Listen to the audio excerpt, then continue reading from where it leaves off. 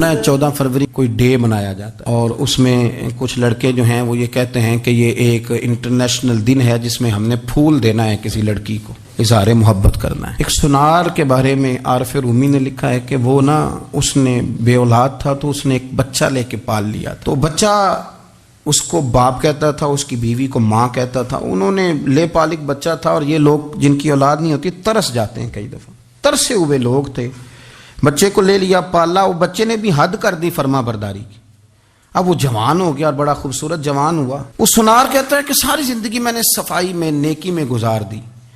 एक दिन दुकान के पे एक औरत आई तो वो कहने लगी ये चूड़ियां मुझे खुद से आप पहना दें। वो कहता मैंने जब उसका हाथ पकड़ा तो मेरे दिल में गलत ख्याल आ गया, मैंने गलत नजरिए से उसका हाथ पकड़ा और जब मैंने उसका वो हाथ उस नजरिए से पकड़ लिया, थाम लिया, बहरहाल वो चली गई, लेकिन वो मेरे जहन के अंदर नापाकी आ गई। तो मैं घर गया तो मेरी बीवी बाहर खड़ी थी और रो रही थी, तड़प रही थी।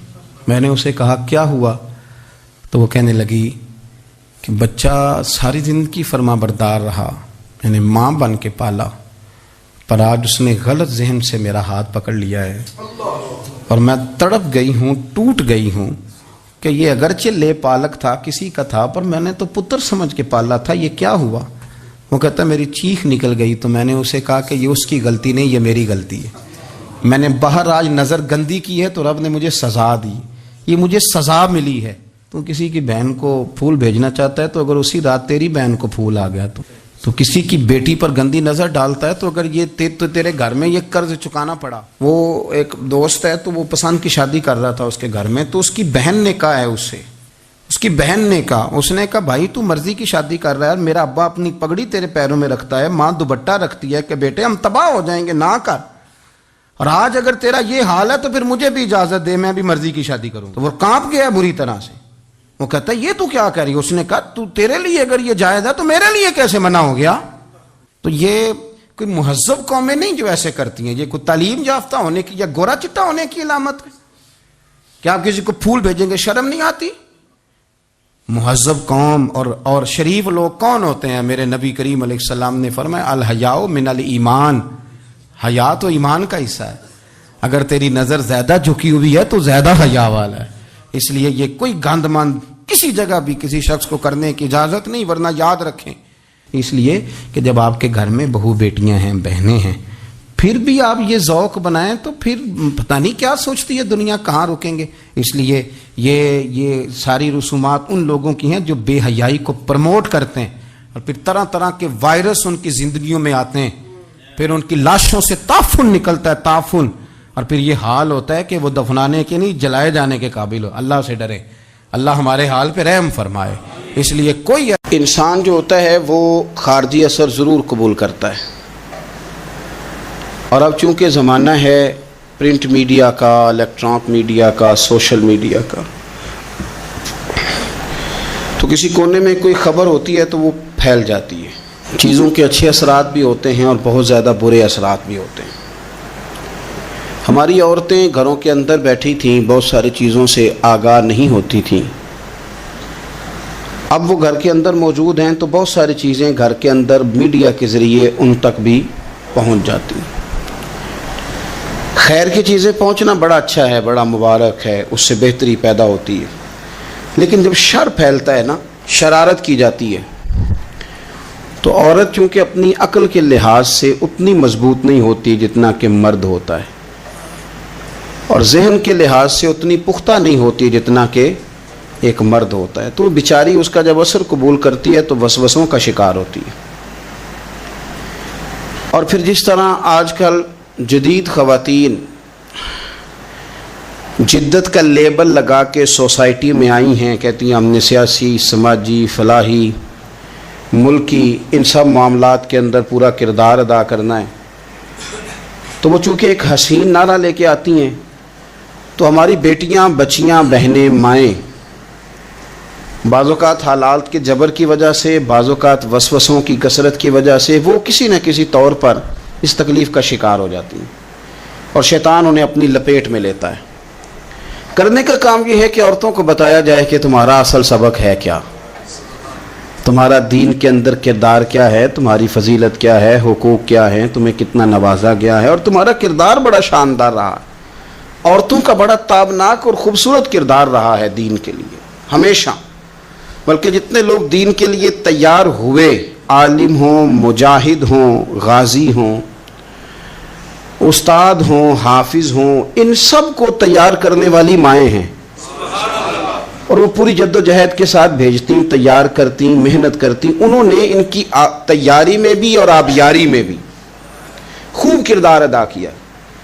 اب یہ کہ مزید آنے والی نسل میں جو ہماری بیٹیاں ہیں، ان کو ہماری جو اسلاف میں خواتین گزری ہیں، ایک تو ان کے کردار سے ہمیں آگاہ کرانا چاہیے، تاکہ بچیاں بجائے آج کی کسی جدید عورت سے جڑنے کی بجائے وہ سیدہ عائشہ صدیقہ سے جڑیں، وہ سیدہ پاک سیدہ فاطمہ الزہرا سے جڑیں، وہ جو کنیزیں ہیں حضور صلی اللہ علیہ وسلم کے دین کی، حضرت ام سلیم کے ساتھ جڑیں، حضرت ام شریک کے ساتھ جڑیں، حضرت ام عمارہ کے ساتھ جڑیں، انہوں نے جڑنا ہو تو حضرت ام سلمہ کے ساتھ جڑیں، وہ ان سب خواتین کے ساتھ ان کا تعلق مضبوط ہو۔ اور دوسرا یہ بھی ایک بات یاد رکھیں کہ 40 50 60 عورتیں کسی جگہ نکل کے کوئی دھما چوکڑی کرتی ہیں تو وہ 22 کروڑ کے ملک میں رہنے والی ہماری پاک ماؤں کی نمائندہ کبھی بھی نہیں ہو سکتی۔ اس لیے دنیا ان کا چہرہ دیکھ کے، بلکہ ان کا مکروہ چہرہ دیکھ کے، ہمارے گھروں میں حیا کا پردہ پہن کے بیٹھنے والی عورتوں کو اس پر کبھی بھی وہ قیاس نہ کریں۔ الحمدللہ آج بھی مائیں پاک دودھ پلاتی ہیں تو رسول اللہ کا نام جپنے والے بیٹے پیدا ہوتے ہیں۔ تو اس لیے کوئی ایسی مایوسی، کوئی ایسی کمزوری، کوئی یہ نمائندہ نہیں ہے۔ یہ تو چونکہ دنیا میں ہمارے ہاں ہوتا یہ ہے کہ کوئی بندہ کوئی فضول بات کرتا ہے تو میڈیا اس کو کوریج زیادہ دیتا ہے، تو لوگ سمجھتے ہیں پتہ نہیں کیا ہو گیا۔ ایسی کوئی بات نہیں ہے، یہ تو چند لوگ ہیں، وظیفہ خار ہیں، خریدے ہوئے لوگ ہیں، اور ان کو جان بوجھ کے لا کے یہاں مسلط کیا جاتا ہے، معاذ اللہ پاکستان کی شکل دکھانے میں کچھ اپنے اس میں ملوث ہوتے ہیں تاکہ ایک بگڑی ہوئی صورت لوگوں کے سامنے پیش کی جائے۔ یہ وطن ہے داتا علی اجویری کا اور بابا فرید الدین مسعود گنج شکر کا، یہ اللہ والوں کا وطن ہے، یہ حضرت محدث اعظم پاکستان کا وطن ہے۔ اس کے اندر اس طرح کے لوگ کس طرح پنپ سکتے ہیں؟ کوئی ان کا وجود نہیں۔ تو قرآن حکیم نے ہمیں کہہ دیا کہ جو بھی نیک عمل کرے وہ مرد ہو یا عورت ہو، تخصیص کوئی نہیں، ہو مومن، مرد ہو چاہے عورت ہو، فَلَنُحْيِيَنَّهُ حَيَاةً طَيِّبَةً، ہم اسے پاکیزہ زندگی عطا فرمائیں گے۔ اللہ کے پیارے رسول صلی اللہ تعالی علیہ وسلم نے ارشاد فرمایا، حضور علیہ السلام ارشاد فرماتے ہیں کہ مختصر سی بات ہے، مسند امام احمد بن حنبل میں، انسان کے لیے جنت میں چلے جانا نا بہت بڑی کامیابی ہے۔ کیوں؟ اس لیے کہ اللہ کا دیدار بھی جنت میں اور مدینے والے محبوب کا قرب بھی جنت میں نصیب ہوگا۔ رسول کائنات علیہ السلام کے قرب میں بھی جگہ وہی جنت میں ملے گی، وہیں سب اللہ والوں کی زیارت ہے، وہیں سب کے لیے انعامات ہے، وہیں سب کا بسیرا ہے۔ قرآن مجید نے کہا اصحاب الجنتی هم الفائزون، اصحاب الجنتی هم الفائزون، یہ جو جنتی ہیں یہ کامیاب لوگ ہیں۔ تو نبی پاک صلی اللہ علیہ وسلم نے مختصر بات ارشاد فرمائی مسند امام احمد بن حنبل میں، حضور فرمانے لگے عورت 5 نمازیں پڑھے، اپنے روزوں کی حفاظت کرے، یعنی رمضان کے روزے رکھے، فرمایا اپنے خامند کی اطاعت کرے، نماز روزے کی پابندی کرے، خامند کی اطاعت کرے اور اپنی شرمگاہ کی حفاظت کرے، تو حضور فرماتے ہیں پھر قیامت والے دن نہ اس کے لیے جنت کھول دی جائے گی، وہ جس دروازے سے چاہے جنت میں داخل ہو جائے۔ پھر کھول دیا اللہ تعالیٰ نے اس کے لیے۔ 2 ہی باتیں، ایک یہ کہ نماز روزے کا خیال کرے، خامد کی اطاعت کرے، شرمگاہ کی حفاظت کرے، تو جنت کے جس دروازے سے وہ چاہے گی نا اس کو داخلہ دے دیا جائے گا۔ تو عورتوں نے بڑے مضبوط ایمان کا مظاہرہ کیا ہے، مضبوط ایمان کا۔ پہلی مثال دیتا ہوں جناب ہاجرہ کی۔ حضرت ہاجرہ رضی اللہ تعالی عنہا حضرت اسماعیل علیہ السلام کی والدہ ہیں، جناب ابراہیم خلیل اللہ علیہ السلام کی اہلیہ ہیں۔ میں نے پہلے بھی ایک دفعہ کہا تھا، پھر کہتا ہوں کہ آج کل نا کاکروچ دیکھ کے، چھپکلی دیکھ کے چیخ مارنا یہ خوف نہیں، یہ فیشن ہے۔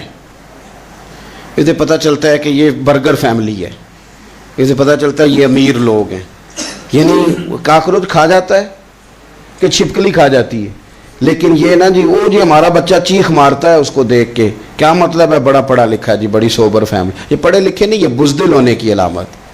کمزور پڑنا، ڈرنا، خوف کھانا، اللہ تبارک و تعالیٰ پر ایمان رکھتے ہوئے توکل میں کمزوری کرنا، معاذ اللہ.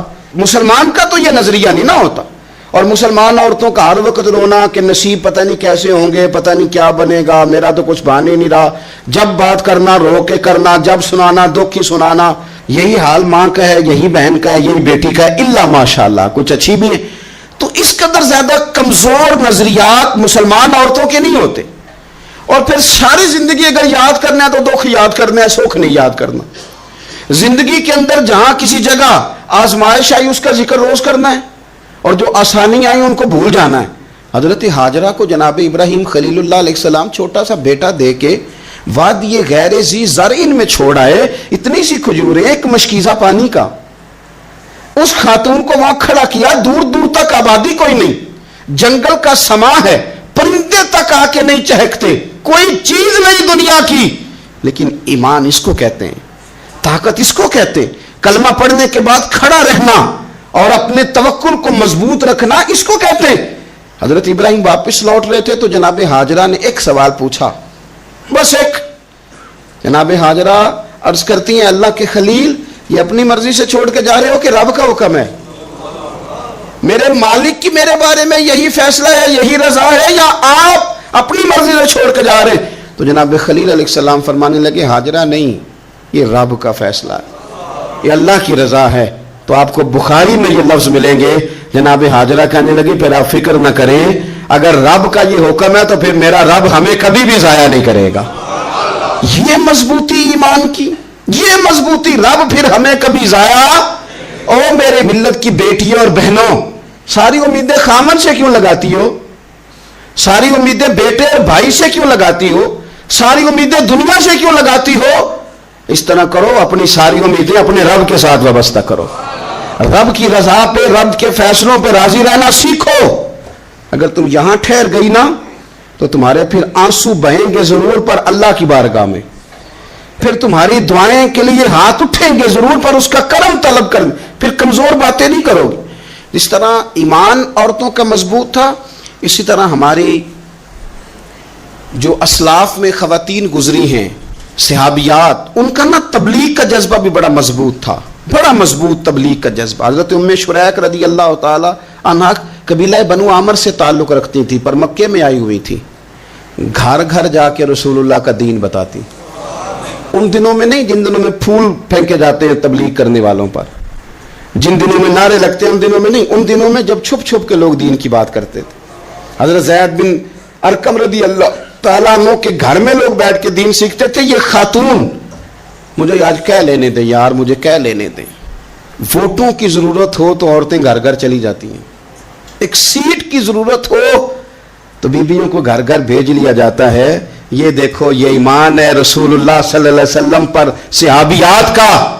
یہ کمال ہے کہ گھر گھر وہ بھی گئی ہیں، پر ووٹ کے لیے نہیں، رسول اللہ کے دین کے لیے، رسول اللہ کے دین کے لیے. گھر گھر حضرت ام شریک جاتی، جا کے نا، اور وہ طریقہ تھا نا، عورتوں کو قائل کرتی. بڑے کٹھن حالات تھے اسلام پر، اعلانیہ کوئی بات نہیں کر سکتا تھا. حضرت ام شریک کہتی ہیں میں عورتوں کو بلاتی، کہتی میری بات سنو. جب وہ قریب آتی تو میں نے نبی پاک کا دین بتاتی، سائیڈ پہ کر کے کونے میں نہ تھوڑا تھوڑا، او یار آپ ذرا اس کا لطف تو لیں، اس کا ذائقہ تو دیکھیں. حضرت ام شریک کہتی ہے میں گھر گھر جاتی بتاتی. تو کافروں کو پتہ چل گیا کہ یہ تبلیغ کرتی ہے. انہوں نے مجھے بلایا، کہنے لگے تیرے برادری اور قبیلے کا مسئلہ نہ ہوتا تو ہم تجھے قتل کر دیتے. اب ہم تجھے واپس بھیجتے ہیں. چند مردوں کو میرے ساتھ کیا، مجھے گھوڑے اور اونٹ کی ننگی پشت پر باندھ لیا. ننگی پشت پر لمبا سفر کرنا مشکل ہوتا ہے، پسینہ آئے، بڑی تکلیف ہوتی ہے گھوڑے پر بیٹھ. اب وہ کوئی کجاوا نہیں، کوئی چیز نہیں، اسی طرح باندھ کے لے گئے. اور فرماتی ہیں کہ 3 دن اور 3 راتوں کا وہ سفر تھا. رستے میں وہ خود چھاؤں میں بیٹھتے اور مجھے باندھ کے دھوپ میں ڈال دیتے. 3 دن میں نے زمین پر چلنے والی کسی چیز کی آواز نہیں سنی. لیکن وہ جب جب نبی پاک کے دین کی بات پوچھتے تو میرا کلیجہ خوشی کے ساتھ ٹھنڈا ہو جاتا. آنکھیں کھل جاتی اور میں کہتی کیا بات ہے میرے نبی پاک کے دین کی. اس کیفیت میں بھی وہ تبلیغ کی لذت اپنی جگہ موجود. حضرت ام شریک رضی اللہ تعالیٰ عنہ فرماتی ہے ایک جگہ انہوں نے مجھے لٹا دیا باندھ کر, پیاس بڑی شدید تھی, پانی پینے کو دیتے نہیں تھے, روٹی کھانے کو. یہ ایک عورت کی بات کر رہا ہوں, یہ خاتون کی بات کر رہا ہوں. آج کل تو ہمارے بچے شام کو سالن ٹھیک نہ پکا ہو تو موبائل توڑ دیتے ہیں. یہ قوم نہیں میدانوں میں جا سکتی, جہاد نہیں کر سکتی. خاتون کہتی ہے کہ شدید پیاس تھی اور مجھے باندھ کے لٹایا ہوا تھا. مجھے جب تکلیف بڑھ گئی تو اچانک میں نے دیکھا پانی کا ایک ڈول برآمد ہوا ہے. میں نے اس سے تھوڑا سا پی لیا, پر طلب ابھی باقی تھی. وہ پھر آ گیا برتن, میں نے پھر پیا. طلب ابھی باقی تھی, پھر برتن آ گیا. امام ابو نعیم نے اس کو لکھا ہے حلیۃ الاولیاء میں, فرماتے ہیں تیسری دفعہ وہ پھر بھرا ہوا ڈول پورے کا پورا آ گیا. اب میں نے پیا بھی, اپنے کپڑوں پہ بھی چھڑکا. جب وہ سارے بیدار ہوئے تو مجھے آگے کہنے لگے کہ تو نے ہمارا پانی استعمال کیا ہے. فرماتی ہے پھر انہوں نے اپنے برتن دیکھے, مشکیزیں دیکھے تو بھرے ہوئے تھے. میرے قریب آ کے کہنے لگے یہ پانی کہاں سے آیا؟ تو میں نے کہا تم ابھی میرا عقیدہ نہیں سمجھے, یہ میرے رب نے مجھے دیا ہے, میرے رب نے مجھے دیا. فرماتی ہے مجھے باندھ کے لے جا رہے تھے, پر جب میری بات سنی نا تو بول کے کہنے لگے ہمیں سمجھ آ گئی ہے تیرا دین ہمارے دین سے بہتر ہے, تیرا عقیدہ ہمارے عقیدے سے بہتر ہے. اور ایک روایت میں یوں بھی ہے کہ وہ باندھ کے لے جا رہے تھے, پر یہ کمال دیکھا تو کلمہ پڑھ کے مدینے والے کے غلام بن گئے. صحابیات نے نا بڑا جم کے دین کا کام کیا. عقیدہ, پھر تبلیغ, پھر میدان جہاد. عورتیں جہاد میں جایا کرتی تھیں, وہ زخمیوں کو پانی پلاتی تھیں, مرہم پٹی کرتی تھیں. پہلے اپنے جسم کے ساتھ بڑی بڑی پٹیاں لپیٹ کے لے جاتی, جہاں کسی زخمی کو ضرورت ہوتی وہ پٹیاں کرتی. اور اعصابی طور پر مضبوط رہ کے میدان کے اندر جہاد وہ بندہ کرتا ہے جو یقین کامل کی دولت جسے نصیب ہو, جسے پتا ہو کہ یہ میں مروں گا تو میرا مرنا رائے گا نہیں, اللہ مجھے شہادت کا درجہ عطا فرمائے گا. لیکن اگر یہیں سے بندہ اپنے آپ کو مطمئن نہ کر سکے تو میدان میں جائے گا. یقین کامل ہو, اگر ہو یقین کامل پیدا تو پھر کٹ جاتی ہیں زنجیریں, پھر انسان آگے مضبوطی سے آگے بڑھتا ہے. نبی پاک صلی اللہ علیہ وسلم جب جہاد کے لیے تشریف لے جاتے نا تو عورتوں پر کسی نہ کسی شخص کو نمائندہ بنا کے چھوڑ کے جاتے تھے. ایک دفعہ مولا علی شیر خدا کو بھی چھوڑ کے گئے, حضرت عبداللہ ابن مکتوم رضی اللہ تعالیٰ عنہ کو بھی ایک دفعہ چھوڑ کے گئے. ایک موقع پر نا حضور نے عورتوں کو ایک جگہ پہ چھوڑا پیچھے, تو وہ قلعہ تھا حضرت حسان بن ثابت رضی اللہ تعالیٰ عنہ, بڑا مضبوط قلعہ تھا. اس قلعے کے اندر خواتین ساری محفوظ کر کے ان کو وہاں بٹھا دیا گیا. حضور جہاد کے لیے چلے گئے. اب وہاں قلعے میں عورتوں کو اس لیے رکھا گیا تھا کہ یہاں یہودی بھی ہیں, تو ایسا نہ ہو کہ ہم باہر لڑیں تو وہ اندر سے کوئی شرارت کر دیں, لہٰذا عورتیں محفوظ رہیں. حضرت حسان بن ثابت رضی اللہ تعالیٰ عنہ کی ڈیوٹی تھی تلوار لے کے حفاظت کرنے کی, تو ایک یہودی آ گیا. وہ اب ٹو کرنے لگا, تجسس کرنے لگا کہ یہاں عورتیں ہیں تو کوئی مرد بھی ہے کہ نہیں, دائیں بائیں دیکھنے لگا. حضرت صفیہ رضی اللہ تعالیٰ عنہ نے توجہ کی, اور جناب حسان بن ثابت سے کہنے لے 1 منٹ لگا اس کی گردن مار دے, ایسا نہ ہو کہ یہ جا کے بتا دے, گردن اڑا دے. حضرت حسان بن ثابت ذرا تھوڑی کوشش کرنے لگے, ارادہ کرنے لگے, آگے بڑھنے لگے, تو ابھی وہ تیاری میں ہی تھے تو حضرت صفیہ رضی اللہ تعالیٰ عنہ خود نکلی پیچھے سے ہو کے, ذرا سا ایک ستون کے پیچھے چھپی, ہاتھ میں بڑا سا ڈنڈا پکڑا. وہ آپ کے قریب سے گزرنے لگا. تو یہ خاتون کی بات کر رہا ہوں, خاتون کی. کسی مرد کی ضرورت ہے عورت کو تنگ کر جائے؟ شرط یہ ہے کہ عورت کے اندر بھی تو غیرت ایمانی ہونا, اس کے اندر بھی تو وہ قوت ہونا. ایسا نہ ہو کہ وہ کمزور پڑ جائے. ہاتھ کے اندر ڈنڈا تھا, جب وہ یہودی پاس سے گزرنے لگا تو اللہ اکبر کہہ کے بی بی نے اتنے زور سے مارا ڈنڈا, حضور کی پپھوں نے ایک ہی ڈنڈا کھایا اور وہ زمین پہ ڈھیر ہو گیا. حضرت صفیہ نکلی اور جناب حسان بن ثابت سے کہنے لگی مجھے آتی ہے شرم, چونکہ جب کسی کو مار دیا جائے تو اس کا مال مال غنیمت ہے نا کافر کا, اب اس کی زرہ اتارنی ہے, اس کی تلوار لینی ہے. فرمایا مجھے شرم آتی ہے, وہ مرد ہے, اس طرح کرو مار میں نے دیا, سامان تم اتار کے لے آؤ. یہ قوت تھی مسلمان عورتوں کے اندر, یہ شوق تھا, یہ جذبہ تھا. ہمارے ہاں نا وہ روز روز کی کمزوریاں, عورتوں کا روز آنسو بہانا اور جہاں بھی سنانا دھوکھی سنانا, اس نے انہیں کمزور کر دیا ہے. آپ کے ذہن پہ چیزیں سوار ہو جاتی ہیں نا. تو یہ جو مرد زیادہ رہتے ہیں نا عورتوں کے ساتھ، زیادہ وقت گزارتے ہیں، زیادہ داستانیں سنتے ہیں، ان میں وہ ساری چیزیں پیدا ہو جاتی ہیں. آپ نے ناراض نہیں ہونا، میں دعوے سے کہتا ہوں کہ جو جوان اپنی اماں کے اور ابا کے شکوے کرنے لگ جاتا ہے نا، اس نے 1.5 گھنٹہ باتیں سنی ہیں بی بی کی، ایسے مفت میں نہیں شکوے کر رہا، اس نے ہلکا ہلکا کہیں جی بھی کیا ہے. تو تب یہ ساری کہانیوں نے جنم لیا. آپ جس کی صحبت میں بیٹھیں گے اس کا کچھ نہ کچھ اثر ہے. بلکہ عارف رومی تو کہتے ہیں کہ شیر کے بچے کو بکریوں میں چھوڑ دو، بکری بن جائے گا. شیر کے بچے کو بکریوں میں چھوڑو، وہ بکری ہے. اس لیے کہ شیروں کی صحبت بندے کو شیر بناتی ہے. تو جب بیٹھنا ہی نہیں ہے، باتیں ہی سارا دن یہ والی سننی ہے، ہر وقت رہنا ہی اسی داستان میں، پھر کمزور باتیں، پھر اپنے ماضی کے دکھ، پھر پتہ نہیں کیا. آپ نے ناراض نہیں ہونا، میں بعض جوانوں کی باتیں سن کے میرا دل کرتا ہے کہ اسے کہوں یار تو کیا بات کر رہا ہے، اپنا قد دیکھ، تو اپنی عمر دیکھ، رب نے تجھے مرد بنایا ہے، تو کمال آدمی ہے، تو کھڑا ہو. اگر اس طرح امت مسلمہ کے نوجوان رہیں گے تو میدانوں میں کس سے نکلنا ہے؟ بات بات پہ رو جانا، بات بات پہ سہم جانا. حالات کے سہمے ہوئے لوگوں کو بتا دو حالات بدل جاتے ہیں، ایک جیسے نہیں رہتے. آپ کی طبیعت میں دلیری اور وقار ہونا چاہیے. حضرت اسماء بنت ابی بکر صدیق، حضرت صدیق اکبر رضی اللہ تعالی عنہ کی وہ صاحبزادی ہیں جو حضرت عائشہ کی بڑی ہمشیرہ ہیں. رات کو غار ثور میں مرد جاتے ڈرتے ہیں، آج بھی ڈرتے ہیں. اور جناب اسماء نبی پاک کی روٹی لے کے جایا کرتی تھی. پھر اللہ نے ان کو بیٹا دیا، حضرت عبداللہ بن زبیر، یہ حضور کی پھپھی کے نواسے ہیں. حضرت زبیر بن عوام عشرہ مبشرہ صحابی ہیں، ان کے بیٹے ہیں. اور یہ وہ خوش بخت جوان ہے جس کو گٹی نبی پاک نے اپنے لعاب دہن سے عطا فرمائی. یزیدی فوجوں کے خلاف امام حسین کے بعد جو آدمی باقاعدہ مرتب فوج کے ساتھ میدان میں آئے وہ حضرت عبداللہ ابن زبیر ہیں. مرتب کر کے اپنا لشکر لے کے نکلے. حضرت اسماء بوڑھی ہو گئی تھی، 90 سال عمر تھی، نظر نہیں آتا تھا. حضرت عبداللہ ابن زبیر جب لڑے یزیدی فوجوں کے خلاف تو کچھ ساتھی شہید ہو گئے، کچھ کے قدم پیچھے ہٹ گئے. حضرت عبداللہ ابن زبیر ماں کے پاس آئے اور ماں سے آ کے کہتے ہیں اماں میرے کچھ ساتھی کمزور پڑ گئے، کچھ شہید ہو گئے، اور یہ بڑے سخت لوگوں کی فوج سے ہمارا مقابلہ ہے. تو اس وقت تیرے ساتھ کوئی خدمت گزار نہیں، میں تیرا اکیلا سہارا ہوں. ماں تو بتا میں کیا کروں، آگے جاؤں کہ واپس مڑوں. نابینا ہیں حضرت اسماء، عمر ہے 90 سال. بیٹے کی پشت پہ ہاتھ رکھ کے کہتی ہیں پتر پہلے یہ بتا کہ تو حق پہ ہے کہ نہیں، تو حق پہ ہے کہ نہیں. ان ماں کی گود میں اسلام پلا کرتا تھا، حق پہ ہے کہ نہیں. تو حضرت عبداللہ ابن زبیر کہنے لگے اماں میں حق میں ہوں. تو حضرت اسماء کہنے لگی پتر پھر میدان میں جا اور میرا پتر ایک میرے ساتھ وعدہ کر، کوئی بھی تیر پشت پہ نہ کھانا، سارے سینے پہ کھا کے آنا.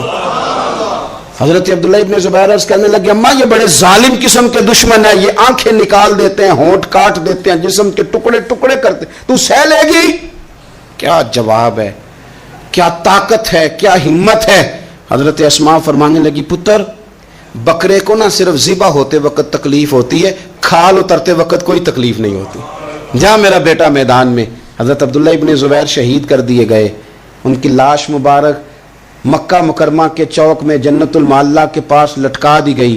حجاج بن یوسف نے حضرت اسماء کو بلایا اور بلا کے کہنے لگا تجھے پتہ ہے تیرا بیٹا لٹکا ہوا ہے؟ فرمانے لگی ہاں مجھے پتہ ہے، یہ بچپن سے ہی شاہ سوار ہے، یہ گھوڑوں پہ رہنا ہی پسند کرتا تھا. اور پھر کیا جملہ کہا. حجاج کے لوگ کہتے ہیں یہ فوجوں میں اور تلواروں کی جھنکار میں کبھی نہیں کانپا تھا، پر حضرت اسماء جو نابینا ہیں ان کے جملوں نے نرزہ دیا. فرمانے لگی حجاج میرا پتر لٹک گیا ہے، کہیں تیرے آگے جھکا تو نہیں نا؟ لٹک ہی گیا ہے، جھکا تو نہیں میرا پتر؟ 14 دن تک لٹکے رہے، لاش مبارک لٹکی رہی، لیکن حضور کا لعاب دہن تھا نا. لوگ کہتے ہیں قریب سے گزرتے تھے تو دور دور تک خوشبوئیں پھیلی ہوئی، دور دور تک. مائیں ایک صحابیہ ہے نام ہے ام عمارہ، جنگ احد میں زخمیوں کو پانی پلاتی، اپنے 2 بیٹے اپنا شوہر لے کے احد میں آئیں، زخمیوں کو پانی پلاتی ہیں، مرہم پٹی کرتی ہیں. اچانک جنگ کا پانسا پلٹ گیا. وہ درے پہ جو لوگ حضور نے مقرر کیے تھے وہ غلط فہمی کی وجہ سے درہ چھوڑ گئے، حالات اور ہو گئے، عجیب سا ماحول ہو گیا. پھر یہ بھی افواہ پھیلا دی گئی کہ معاذ اللہ حضور شہید کر دیے گئے. لوگوں کے حوصلے بڑے اور رنگ اختیار کرنے لگے. حضور کے گرد تھوڑے سے لوگ رہ گئے. او میرے بھائیوں، او ملت کی بیٹیوں بہنوں، یہ ہے تمہارا انداز دین کی خدمت میں. یہ خواتین کا انداز ہوتا ہے. حضرت ام عمارہ پہلے زخمیوں کی مرہم پٹی کرتی تھی، اب سارا کچھ پھینک دیا، تلوار لی اور جا کے نا حضور کے گرد کھڑی ہو گئی. کہنے لگی آئے نا کون آتا ہے میرے کریم کے پاس، آ کے دکھائے نا کوئی، اسا کیتی جان حوالے رب دے، ایسا عشق کمایا ہے اسی مرن تو اگے ہی مر گیا باہو، اسا تا مطلب نو پایا ہے. آ کے کھڑی ہو گئی. حضور فرماتے ہیں میں دائیں دیکھتا تھا تو ام عمارہ ہوتی تھی، میں بائیں دیکھتا تھا تو ام عمارہ ہوتی تھی، آگے دیکھتا تھا تو ام عمارہ، پیچھے ام عمارہ. حضور فرمانے لگے تو بہت سارے لوگوں سے سبقت لے گئی ہے، تو بڑے سارے لوگوں سے آگے نکل گئی ہے. ان کو زخم لگ رہے ہیں، تیر آ رہے ہیں، پر خاتون ہو کے ڈٹی ہوئی ہیں. رسول اللہ صلی اللہ علیہ وسلم کے سامنے کھڑی، حضور پر آنے والے تیر اپنے وجود پہ لیتی ہیں.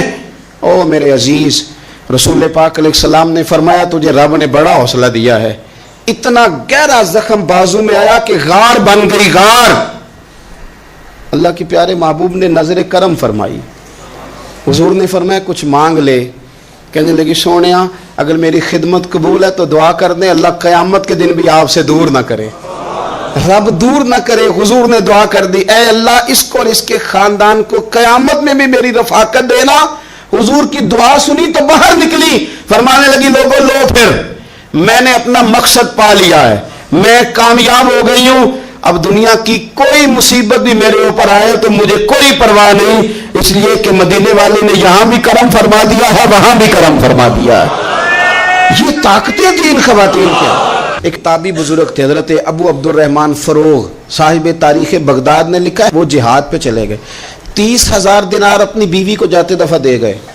کہنے لگے لو پاس رکھ لو. اور بیٹا بھی ماں کی گود میں ہی تھا. کچھ نے لکھا پیدا ہو چکے تھے، کچھ کا کہنا ہے کہ ان کے جانے کے 1-2 ماہ بعد بیٹے کی ولادت ہوئی. اور بیٹے کا نام کیا ہے؟ ربیعہ بن ابو عبد الرحمن. اور یہ بیٹے وہ ہیں جو حضرت امام مالک جیسے لوگوں کے استاد ہیں. حضرت حسن بصری جیسے لوگوں نے ان سے پڑھا، خود جہاد پہ چلے گئے. آج تو فوجیوں کی نوکری ہے نا جی، ان کا یہ نظام ہے کہ وہ جاتے ہیں، انہیں تنخواہ ملتی ہے، چھٹی پہ آتے ہیں. اس زمانے میں یہ تھا کہ مال غنیمت سے حصہ ملتا تھا، اور فتوحات کا یہ طریقہ تھا کہ یہ علاقہ فتح ہوا تو آگے چلے گئے، وہ فتح ہوا تو آگے چلے گئے، وہ فتح ہوا تو آگے چلے گئے. کسی نے لوٹنا ہے تو پابندی نہیں تھی، لوٹ سکتا ہے. کچھ لوگ جہاد میں ہی رہتے تھے. حضرت ابو عبد الرحمن فروغ 27 سال جہاد میں رہے. 27 سال. یہاں تو خاوند باہر ہو تو بہت ساری عورتیں کہہ دیتی ہیں کہ تیرے ابے نے نظر پیسے کمائے. مصیبتیں تو ساری میں نے دیکھی. معاذ اللہ بعض جگہ، سب نہیں لیکن بعض جگہ کہہ دیتی ہیں کہ وقت تے سارے میں کیتے. 27 سال شوہر چلا گیا، واپس نہیں آیا. 30,000 دینار دے کے چلے گئے. 27 سال کے بعد خیال آیا گھر کا. اب بیٹا محدث بن گیا، عالم بن گیا. اور کمال یہ کہ رہتے کہاں تھے؟ حضور کے مدینے میں، مدینہ النبی میں، مدینہ منورہ میں صلی اللہ تعالی علیہ وسلم. اور ان کے صاحبزادے حضرت ربیعہ یہ مسجد نبی میں، حضور کی مسجد میں بیٹھ کے نبی پاک کی حدیث پڑھایا کرتے. آئے گھر، دروازے پہ دستک دی، صاحبزادے نے دروازہ کھولا. نہ باپ بیٹے کو پہچانتا ہے، نہ بیٹا باپ کو. جناب ابو عبد الرحمن اندر داخل ہونے لگے تو صاحبزادے نے کہا بوڑھے میاں میرے گھر میں بغیر اجازت کے کیوں داخل ہو رہے ہیں؟ تو وہ کہنے لگے تو بتا تو نے میرے گھر پہ قبضہ کیوں کر رکھا ہے؟ اب جب بات زیادہ بڑھ گئی تو دونوں جانب سے لوگ جمع ہو گئے. شور اٹھا تو اندر سے والدہ نے سنا، پردہ سرکا کے دیکھا کہ میرے شوہر آ گئے 27 سال کے بعد. 27 سال کے بعد. تو آپ اپنے صاحبزادے سے کہنے لگی بیٹا ان کو اندر آنے جو تمہارے والد ہیں. بڑا روئے باپ بیٹا، بڑا روئے. ماں اور بیٹے کی محبت کا بھی اندازہ نہیں، پر قرآن پاک پڑھے نا تو 2 مثالیں باپ اور بیٹے کے پیار کی بھی ملتی ہیں. ایک حضرت یعقوب علیہ السلام کا جناب یوسف سے پیار، اور ایک حضرت ابراہیم کا حضرت اسماعیل سے پیار، اور جناب اسماعیل کی جناب ابراہیم کی فرما برداری کی مثال. اس کا بھی جواب کوئی نہیں. باپ اتنا رو رہے ہیں اور بیٹے کی یاد میں، اس کا بھی اندازہ کوئی نہیں کر سکتا. باپ بیٹا مل کے بڑا روئے. عصر کی نماز کا وقت ہو گیا. حضرت ربیہ جو محدث ہیں وہ وضو کر کے مسجد شریف چلے گئے. یہ ابھی چونکہ سفر سے آئے تھے، انہوں نے کھانا وانا کھایا، تھوڑی دیر بیت گئی تو یہ نہیں پوچھا پیچھے حال کیا رہا. پوچھتے ہیں اپنی بیوی سے میرے 30,000 دینار کہاں ہیں؟ تو اہلیہ کہنے لگی مسجد جائیں نا، حضور کی مسجد میں عصر پڑھ کے آئیں، پھر میں بتاتی ہوں پیسے کہاں ہیں. حضرت ربیہ نے امامہ باندھا، جبہ پہنا، حضور کی مسجد میں بیٹھے اور حدیث پاک کا درس دے رہے ہیں. سامنے حضرت حسن بصری جیسے، امام مالک جیسے لوگ بیٹھے ہیں. حضرت ابو عبد الرحمن فروغ جو ان کے والد تھے، عصر کی نماز پڑھ کے نا تو پوچھتے ہیں ایک شخص سے، یہ کون ہے نوجوان کالی داڑھی والا، عمر زیادہ نہیں پر کس طرح شوق سے حضور کا دین بیان کر رہا ہے، کون ہے؟ تو بتانے والے نے کہا کہ حضور ایک نا ابو عبد الرحمن نام کے بزرگ ہیں، وہ 27 سال سے جہاد میں گئے ہوئے، یہ ان کا بیٹا ہے. یہ سنا کہ میرا پتر اتنا بڑا عالم، چھم چھم آنسو بہے، داڑھی بھر گئی آنسو، حضور کی مسجد میں تشکر کے آنسو، خوب روئے خوب روئے. اٹھے گھر گئے اور جب آنسوؤں بھرا چہرہ لے کے گھر آئے تو اماں ساری بات ہی سمجھ گئی. کہنے لگی دیکھا ہے وہ بیٹے کو حدیث پڑھاتے، اب پتہ چلا میں نے آپ کے 30,000 دینار کہاں خرچ کیے، میں نے آپ کا پیسہ ضائع تو نہیں کیا. تو حضرت ابو عبد الرحمن فروغ فرمانے لگے رب تجھے صلہ دے اور میری طرف سے بھی دے، تو نے تو کمال کر دیا ہے. حدیث تیرا بیٹا پڑھا رہا تھا اور قد میرا اونچا ہوتا جا رہا تھا، سبق تیرا بیٹا دے رہا تھا اور یوں لگ رہا تھا کہ درجے میرے بلند ہو رہے ہیں. تو ماؤں نے کمال کیا، انقلاب کیا، بیٹیوں نے بہنوں نے دین کے لیے ہمیشہ اپنا کردار پیش کیا ہے. لہذا ان چند ایک وظیفہ خار اور ناپاک عزائم والے لوگوں کو سامنے رکھ کے ملت کی بیٹیوں کو قیاس نہ کیا جائے. آخر دعوانا الحمدللہ رب العالمین.